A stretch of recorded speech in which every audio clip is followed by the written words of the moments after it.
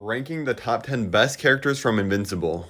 At number 10, I have Robot, a character at the very beginning I honestly didn't think I was going to care about that much. Now I'm actually super invested in his story and feel like he's one of the most interesting characters in the show. Like, just everything with him now getting his own body and just learning how to be a human again is just so cool. I really hope we get to see a lot more of him in season 3.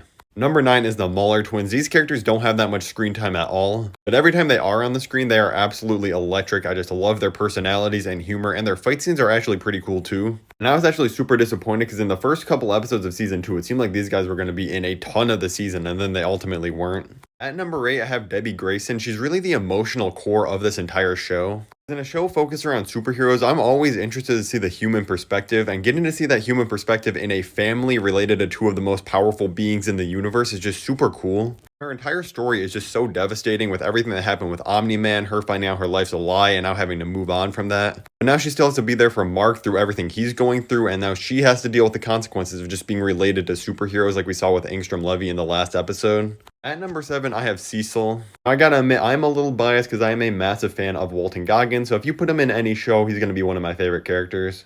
I like his character for a lot of the same reasons I like Debbie's character so much. It's just interesting seeing these humans deal with all these different superheroes. He's almost in like a Nick Fury role in this show. And obviously he's just trying to do his job, but it does seem nice that he actually does care about Debbie and Mark. At number 6, I have poor Angstrom Levy. Such a cool villain, and I honestly wish we got to see a little bit more of him in season 2 besides the very beginning and the very end. Just seeing his entire origin story being related to Invincible in the way it was, and in all the other universes, Invincible just being absolutely terrible to him is just such a cool story for a villain. His final fight with Invincible was also super cool, like getting to see him use all the different portals to send Mark into different dimensions. And actually just being unhinged and hurting Debbie, I did not expect him to actually do that, but it made him that much more threatening. And obviously my homie did end up getting smoked, but still a great villain. At number 5, I have Rex. First of all, Jason Mantzoukas brings that humor in every role he's in, and this is no exception. Like, he is one of the funniest characters in the entire show, if not the funniest. But it's not only that, Rex has also had some of the best emotional development in the entire show so far. Like, going from a complete asshole in season 1 to now actually developing into a pretty good guy has just been cool to see. He also gets bonus points in my books for absolutely eating a bullet and standing on business and fighting back. At number 4, I have Alan the Alien. Now listen, this guy is just a straight up vibe. Like, Alan literally shows up for no more than like 5 minutes in an episode every time, but is always one of my favorite parts. Huge props to Seth Rogen too as the voice. I love when celebrities do a voice role and they actually just give their all and fit the character so perfectly. In addition to bringing the humor and the vibes to the show, I'm also really excited to see where his storyline goes with Omni-Man because it seems like it's really building to something interesting.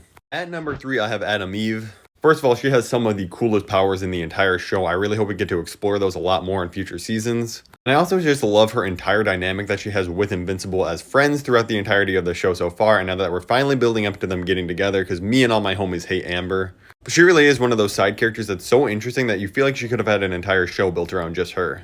Number 2 is Omni-Man. J.K. Simmons is incredible as the voice of this character. What else can I say about this guy besides he's one of the most badass comic book villains we've ever seen on screen? Because evil Superman is a trope that's gotten very old very quickly, but this is still just such a fresh take on it, and I absolutely love this character, and now that he's kind of on this redemption arc, I'm just as interested. Come on, I gotta give number 1 to Mark Grayson, Invincible himself.